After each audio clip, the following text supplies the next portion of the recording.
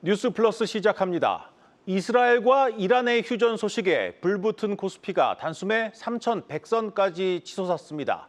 SK하이닉스가 사상 처음으로 시가총액 200조 원을 돌파했고 삼성전자는 6만 원 선을 탈환했습니다.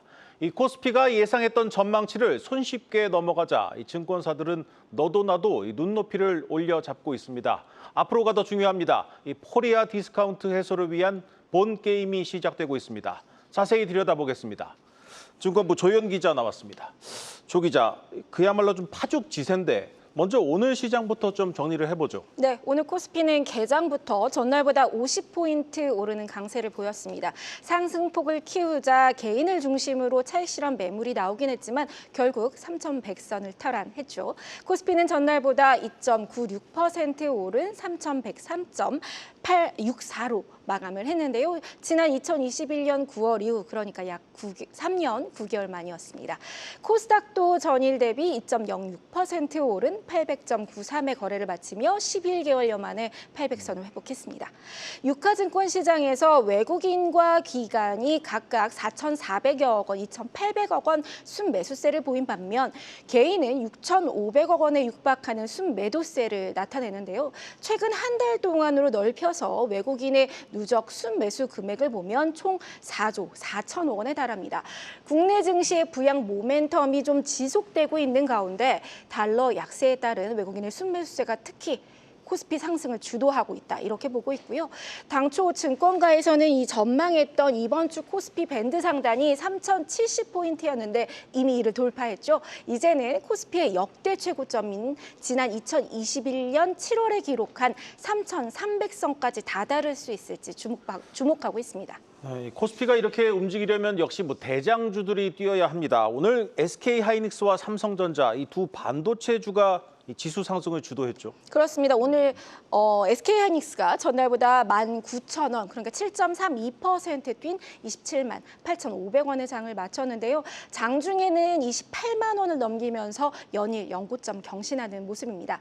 시가총액이 202조 7,487억 원으로 올해만 무려 70조 원 이상 시총이 불어나면서 상장 이후 첫 200조 원을 돌파했고 또 시총 1위인 삼성전자와의 간격도 150조 원으로 좁혔습니다. 오는 26일에 한국 시간으로 미국 마이크론의 실적 발표를 앞두고 있는 상황인데요. 반도체 업황에 대한 장밋빛 전망이 잇따른 것이 투심을 더 이끌었습니다. SK하이닉스는 이제 최선단 HBM으로 꼽히는 HBM3E를 포함해서 HBM 시장에서 점유율이 70%에 육박하고 있죠. 그래서 고부가 HBM 판매로 실적 경신이 이어지고 있는데 증권가에서는 올 2분기 SK하이닉스의 영업이익 전망치가 기존 전망치를 뛰어넘는 9조 원으로 상향 조정하고 있습니다. 그만큼 SK하이닉스가 HBM 시장 독주를 더 이어갈 것으로 보고 있고요. 또 삼성전자 역시 4% 넘게 오르며 6만 원대를 회복했습니다. 이외에도 이수페타시스가 7%대, 하나마이크론과 가온칩스가 6% 넘게 오르는 등 반도체주가 지수 상승을 주도했습니다. 코스피의 최근 상승세, 과열이라고 보긴 어렵지만 분명 상승 속도가 상당히 빠른 건 사실입니다. 벌써부터 전망치를 3,600까지 높이는 증권사도 있는데 그런데 우리가 좀 3,000에 안착하고 한 단계 더 도약하려면은 좀 확인하고 넘어가야 할 것들이 있지 않습니까? 맞습니다. 먼저 여의도 증권가에서 보는 코스피 예상 밴드 상단은 2,900에서 3,100포인트에서 더 높여져서 이제는 3,400에서 최고 3,600선까지 수정 제시되고 있습니다. 그러니까 4년여 만에 보는 수치들입니다. 일단 올 하반기까지 이재명 새 정부의 정책 모멘텀이 이끄는 장세를 보일 것이란 관측인데요. 하지만 코스피가 대세 상승장을 유지해 나가기 위해서는 부양책을 넘어서 기업의 실적과 또 경기 회복세 등 펀더멘털이 실질적으로 뒷받침되어야 한다는 목소리가 높습니다. 오늘 JP모건이 내놓은 한국 증시 보고서를 보면 일단 코스피 지수 상단을 3,200에서 강세장 시나리오 기준 최대 3,500선까지 전망하고 있습니다. 중요한 점은 JP모건이 본 코스피 상승의 주요 상승 촉매가 한미 한미 무역협상 진정과 또 상법 개정안 통과라는 부분입니다. 그러니까 상법 개정안이 실제 3분기 내에 통과할 수 있을지, 그리고 또 상법 개정안 통과가 지배구조 개선과 자산 효율화, 그리고 배당 확대 등으로 실질적으로 효과를 낼지 글로벌 투자자들이 주목하고 있다는 것이고요. 또 하나 JP모건이 주목한 것이 과연 이 삼성전자 없이 코스피의 모멘텀이 지속될 수 있느냐였는데요. 실제로 외국인의 순매수 금액에서 삼성전자가 차지하는 비중이 최근 14%까지 떨어졌습니다. 그러면서 MSCI 코리아 내 삼성전자 비중도 한 25%까지 축소됐는데, 물론 이제 MSCI 코리아 지수 내에 다양성은 증가했다는 분석이지만 결국 추가 상승을 위해서는 삼성전자의 실적이 관건이 될 것이란 진단입니다. 네, 잘 들었습니다. 증권부 조현 기자였습니다.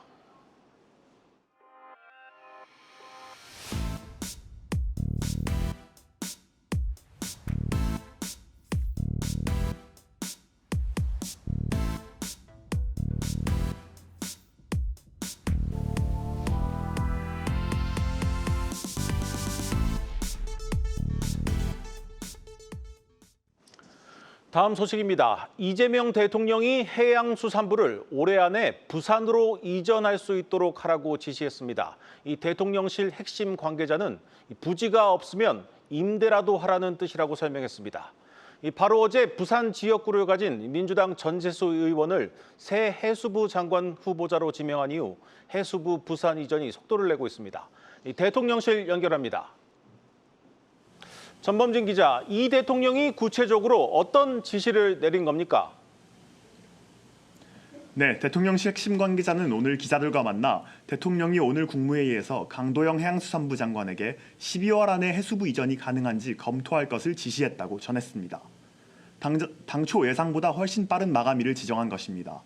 이 대통령은 나아가 오랜 시간이 필요한 신청사 건설이 아닌 이미 존재하는 건물이 임대해 입주하는 방안도 검토할 것을 권고한 것으로 전해졌습니다. 부처별 업무보고를 받고 있는 국정기획위원회도 오늘 해양수산부 업무보고에서 임대를 통한 조속한 이전을 검토하라고 지시했습니다. 해수부의 부산 이전은 해운사 HMM의 이전과 함께 이재명 대통령의 부산 지역 핵심 공약입니다. 어제 새 장관 후보자로 부산 지역구 의원인 전재수 의원이 지명된 데 이어 대통령의 국무회의 지시까지 나오며 해수부 이전은 본격적인 속도를 낼 전망입니다. 이 대통령이 오늘 국무회의에서 정부가 적극적으로 물가 관리에 나서야 한다는 언급을 했는데 이와 관련해서는 어떤 조치들이 나왔습니까? 예, 이재명 대통령은 오늘 국무회의에서 위기는 힘없는 사람들에게 훨씬 더 큰 고통을 가져다 준다며 물가와 민생 안정 대책을 주문했는데요. 오늘 국무회의에선 이런 대통령의 의지가 반영된 다수의 세법 시행령과 대통령안이 의결됐습니다. 우선 이달 말 종료 예정이었던 수송용 유류에 대한 유류세 한시 인하 조치가 오는 8월 31일까지 2달 더 연장됐습니다. 또 100만 원을 한도로 기본 세율 5%를 3.5%로 내리는 승용차 개별 소비세 한시적 인하 제도도 6개월 더 유지될 전망입니다. 이번 달로 종료될 예정이었던 액화 천연가스, 유연탄 등 발전 연료에 대한 15%의 개소세 한시세 인하도 올해 말까지 연장됐습니다. 이 대통령은 취임 후 첫 국무회의에서 라면 가격이 2,000원을 넘는 것이 사실이냐고 언급하는 등 먹거리 물가 안정을 강조해왔는데요. 이와 관련해 올해 말까지 수입산 고등어에 할당 관세를 도입하고 할당 관세가 이미 적용된 계란 가공품의 물량을 확대하는 대통령안도 오늘 국무회의를 통과했습니다. 당장 이 추경과 물가 관리가 대통령의 핵심 관심사로 떠오르고 있는데 이 대통령의 의중을 읽은 여당인 민주당도 좀 발빠르게 움직이는 분위기입니다. 예, 더불어민주당은 오늘 물가대책 TF를 출범시키며 정책 대응에 나섰습니다. 우리의 생활물가 상승률이 과도하다며 재정 투입은 물론 필요하다면 산업 구조에도 직접 개입하겠다는 경고가 나왔는데요. 진성준 더불어민주당 정책위 의장의 발언 직접 들어보겠습니다. 과감한 재정 투입과 유통구조 개선, 공급망 혁신 등을 통해서 가계 부담을 덜고 시장 안정을 유도하는 데 모든 정책 역량을 집중해야 할 것이라고 생각합니다. 이 같은 발언에 정치권에선 민주당이 과거 추진했거나 언급했던 대형마트 영업시간 규제, 온라인 플랫폼법 제정, 가맹사업법 개정 등이 타겟으로 언급되고 있습니다. 여당은 어제 국회로 넘어온 2차 추가경정 예산안에 대해서도 속도전을 예고했습니다. 김병기 민주당 대표 직무대행 겸 원내대표와 송원석 국민의힘 원내대표는 오늘 우원식 국회의장 주재로 열린 회동에서 오는 26일에 본회의를 열기로 합의했는데요. 민주당은 이날 국회 예산결산특별위원회에 위원장을 선출하고 위원 구성을 마무리해 즉각 추경심사에 돌입하겠다는 입장입니다. 이럴 경우 빠르면 오는 30일, 늦어도 6월 임시국회가 종료되는 7월 4일까지는 추경 처리가 마무리될 전망입니다. 지금까지 용산 대통령실에서 한국경제TV 전범진입니다. 재생에너지 기반으로 모든 에너지 체제를 바꿔야 하고 새로운 문명을 만들어야 되는 시기입니다. 기후에너지 부를 만들어야 되는 숙제를 어떻게 할지에 대해서도 잘 준비해 나가도록 하겠습니다. 김성환 환경부 장관 후보자는 이재명 정부 기후에너지 정책에 뼈대를 만들었습니다. 기후위기 적극 대응은 이 대통령의 10대 공약 중 하나였죠. 김 후보자, 재생에너지 중심으로 에너지 체계 전체를 바꾸겠다. 또 온실가스 감축 목표에 후퇴는 없다고 강조했습니다. 새 정부의 AI 3대 강국 도약 목표를 위해서는 전력 수요가 늘어날 텐데 이를 태양광과 풍력 등 재생에너지로 충당하겠다는 건데요. 다만 당장의 탈원전에는 선을 그었습니다. 기후 분야를 중심으로 한 정부 조직 개편을 두고는 말을 아꼈습니다. 대통령실과 국정기획위원회와 상의할 문제라며 가급적 빠른 시일 내에 개편의 큰 방향을 잡도록 하겠다고 설명했습니다. 오늘 김 후보자 외에도 배경훈 과기정통부 장관과 김영훈 고용노동부, 한성숙 중소벤처기업부 장관 후보자가 지명 소감을 전했습니다. 먼저 아침 일찍 사무실로 출근한 배 후보자, 우리나라의 AI 저력에 자신감을 드러냈습니다. AI를 단순히 질문하고 답변하는 수준뿐 아니라 우리 산업 모든 분야에서 활용하고 거기서 좋은 사례들을 만들어내는 게 중요하다는 거죠. 오후에는 한성숙 네이버 고문도 여의도에 마련된 사무실의 모습을 드러내는데요. 한 후보자는 IT 전문가로서의 경력을 살려서 전통산업이나 소상공인의 디지털 전환의 속도를 높일 것으로 예상됩니다. 조금 전에는 김영훈 후보자 역시 본격적인 청문회 준비에 나서며 질의응답 시간을 가졌습니다. 김 후보자는 정년 연장이나 주 4.5일제 등 노동시간 단축은 인구 변화 위기를 돌파할 유력한 수단이라고 본다면서도 밀어붙이기보다는 대화로 해결할 것임을 분명히 했습니다. 다만 노란봉투법에 대한 질문에는 즉답을 피하며 신중한 입장을 내비쳤습니다. 지금까지 뉴스 브리핑이었습니다.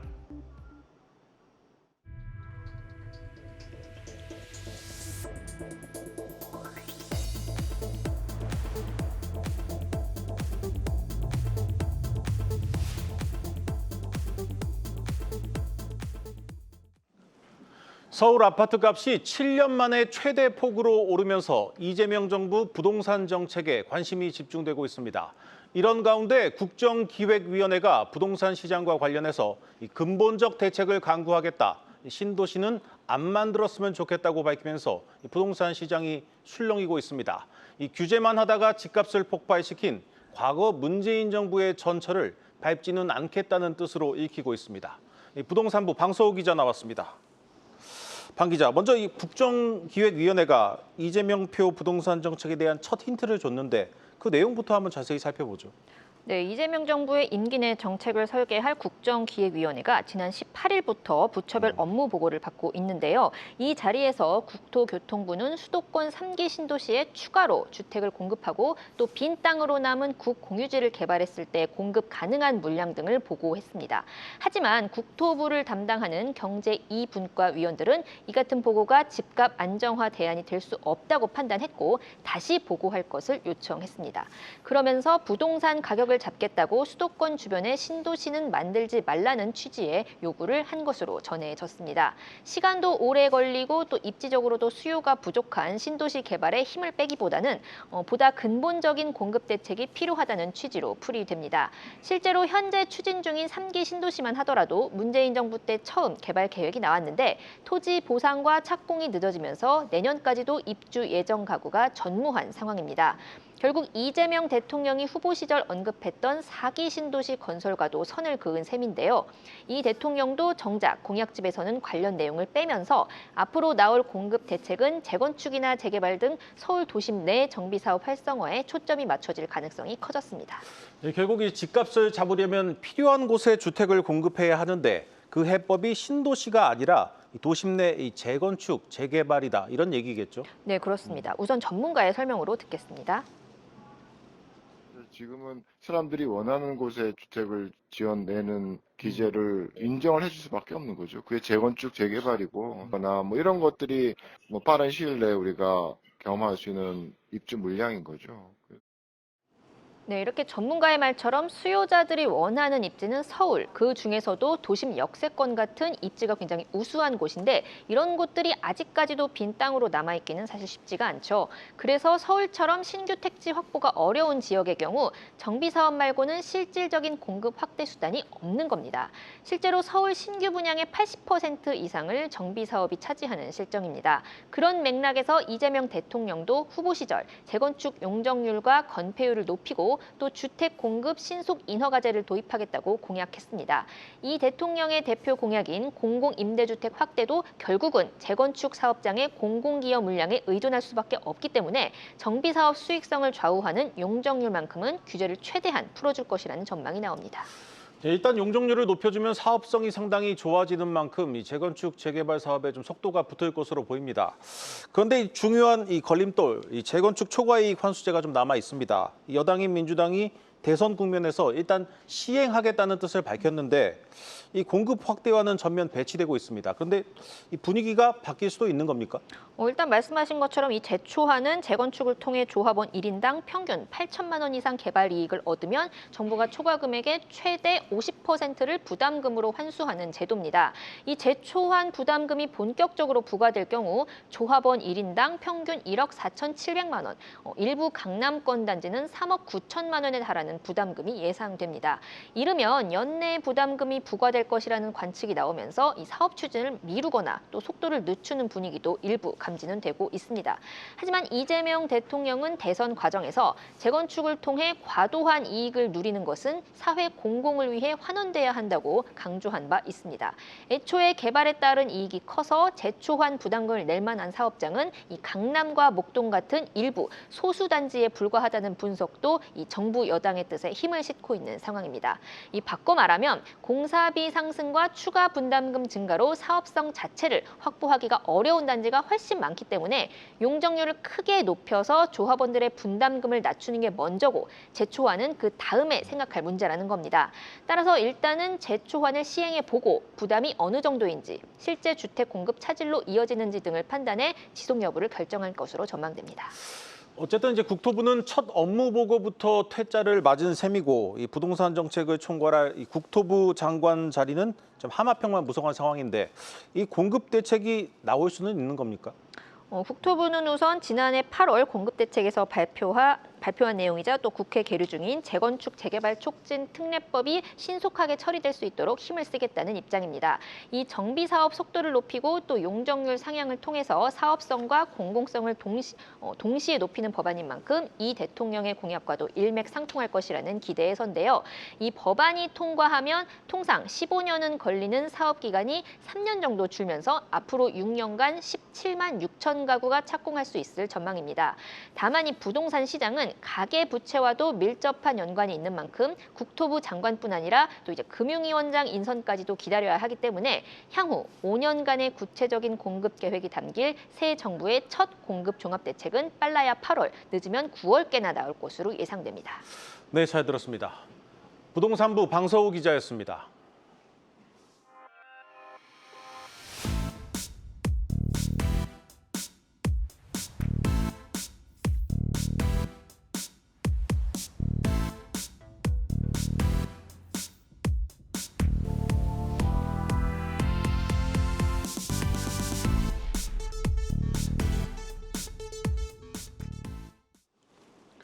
테슬라가 미국 텍사스에서 자율주행 무인 택시인 로보택시 운행을 시작한 가운데 평가가 엇갈리고 있습니다. 이 대단한 도약이라는 호평과 아직 걸음마 수준일 뿐이라는 평가가 동시에 나오고 있습니다. 자세히 들여다보겠습니다. 산업부 김대현 기자 나왔습니다. 김 기자, 먼저 이 로보택시 요금이 4.2달러 정액제라고 들었는데 이게 택시인데 왜 이런 겁니까? 네, 맞습니다. 로보택시 이용요금이 우리 돈으로 5,800원인데요. 미국 뉴욕에서 낮에 일반 택시를 타면 요금이 3달러에서 시작합니다. 약 320m마다 70센트가 추가가 되고요. 팁 문화도 있습니다. 우리나라와도 비교를 해볼까요? 서울택시 기본요금이 4,800원이니까 로보택시가 1,000원 비싼 겁니다. 대신에 로보틱스는 정액 요금제인 만큼 멀리 가도 추가되는 요금은 없습니다. 그런데 이제 첫 발을 뗀 만큼 제약도 많은데요. 로보택시가 미국 텍사스주 오스틴에서 지난 22일에 시범 운행을 시작했습니다. 안전을 위해서 오스틴 내에서도 일부 지역으로 서비스를 제한했습니다. 차량도 모델 Y 10여 대만 투입이 됐고요. 초대받은 소수의 인플루언서와 투자자만 탈 수 있었는데요. 아직 초기 시범 운행 단계인 만큼 제한이 많다 보니까 고정 요금을 택한 것으로 보입니다. 테슬라는 오는 28일부터 일반인을 대상으로 운행하기 시작할 예정인데요. 운행 범위가 넓어지고 서비스가 안착하면 요금 체계를 바꿀 가능성이 크다는 분석이 나오고 있습니다. 일론 머스크 테슬라 CEO는 지난 4월에 올해 말까지 미국 내 다른 도시들로 서비스를 확대하고 내년 하반기에는 완전 자율주행으로 운행되는 테슬라가 수백만 대 있을 것이라고 밝힌 바 있습니다. 근데 이제 현재 미국 로보택시 시장에서는 이 테슬라가 후바의 주자고 웨이모가 좀 한 발 앞선 상태인데 저도 미국 갔을 때 이거 한번 타보기는 했는데 테슬라와 웨이모 로보택시는 어떤 차이점이 있습니까? 네, 요금 체계부터 다릅니다. 구글의 웨이모는 기본 요금에 시간과 거리에 비례해서 요금이 붙습니다. 샌프란시스코에서 운행할 때 기본 요금만 9.5달러 수준으로 알려졌습니다. 이외에도 서비스 지역과 자율주행 방식 등이 전부 다른데요. 웨이모는 지난 2020년 미국 애리조나주 피닉스에서 서비스를 처음 시작했습니다. 현재는 피닉스를 비롯해서 샌프란시스코, 로스앤젤레스, 오스틴, 실리콘밸리에서 운행 중인데요. 유료 운행 건수가 주당 25만 건에 달합니다. 지난달엔 유료 탑승 실적이 1,000만 건을 넘었는데요. 앞으로 애틀란타와 마이애미, 워싱턴, DC 등으로 범위가 확대될 계획입니다. 특히 웨이모와 테슬라는 자율주행 방식에서 뚜렷한 차이가 드러납니다. 웨이모가 라이더와 레이더, 카메라 등 이 다양한 센서와 지도에 의존하는 형태인데요. 비교적 안정성은 높지만 정밀 지도가 구축되지 않은 지역에서는 운행이 어렵다는 한계가 있습니다. 반면에 테슬라는 카메라만 사용하고요. AI를 활용한 주행이 특징입니다. 자, 이 테슬라의 로보택시 아직까지는 다양한 주행 조건에서 이 정확성과 신뢰성을 보여주진 못하고 있습니다. 당장 운행 첫날부터 안전 문제 이런 이슈가 불거졌는데 평가도 엇갈리고 있죠. 그렇습니다. 일단 머스크는 당연히 10년간의 고된 노력의 결실이라고 자평했는데요. 이날 시범 행사에 초대된 인플루언서들의 SNS 후기를 제가 살펴봤습니다. 로보택시 앱으로 차량을 호출해서 인근 레스토랑으로 이동하는 영상을 올리기도 했고요. 야간 로보택시를 탔는데 낮과 마찬가지로 부드럽고 편안하다 등 대부분 호평을 내놨습니다. 테슬라 주가 강세론자로 유명하죠. 댄 아이브스 애널리스트는 좁은 도로의 언덕을 올라갈 때도 능숙하게 움직였다고 말했습니다. 로보택시 운행 소식에 테슬라 주가도 급등하면서 하루 만에 시가총액이 1,000억 달러 정도 불어났습니다. 특히 내년까지 테슬라 시총이 2조 달러를 돌파할 것으로 전망했는데요. 현재 테슬라 시총은 1조 1,200억 달러 수준입니다. 그렇다고 로보택시의 긍정적인 평가만 나온 것은 아닙니다. 현재 로보택시는 복잡한 교차로를 피해서 정해진 구역에서만 운행하는데요. 사고를 방지하기 위해 조수석의 안전 요원도 함께 탔습니다. 그런데 운행 첫날부터 문제가 발생했습니다. 로보택시가 과속하거나 금지된 차선에 진입하는 등 일종의 오류가 난 겁니다. 다행히 인명피해는 발생하지 않은 것으로 전해지는데요. 로보택시가 기대에 못 미친다는 분석도 많았습니다. 폴 밀러 애널리스트는 경쟁사들이 이미 구현한 것에 비해서 크게 뒤처진다고 설명했습니다. 지금 미국 도로교통안전국은 로보택시의 법규 위반 사항을 인지하고 추가 정보를 수집하는 중인데요. 테슬라가 본격적인 상용화에 나서기 전에 로보택시 운영의 안정성을 확보하는 것이 최우선 과제로 꼽히고 있습니다. 네, 잘 들었습니다. 오늘 준비한 뉴스 플러스는 여기까지입니다. 함께해 주신 여러분 고맙습니다.